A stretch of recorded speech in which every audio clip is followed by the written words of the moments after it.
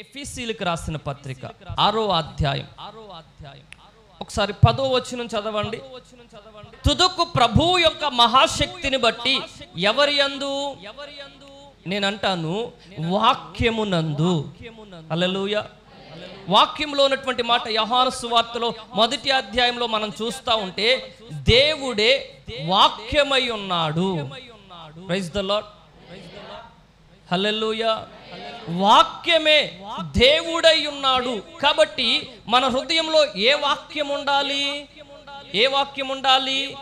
దేవుని వాక్యం ఉండాలి. అనగా దేవుని మాట ఎక్కడుండాలి? నీ హృదయంలో నిలవాలి.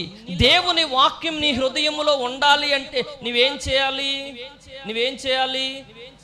దేవుని వాక్యాన్ని ప్రతిరోజు కూడా, ఆమేన్ చెప్పండి. ఏ రోజు? ప్రతిరోజు కూడా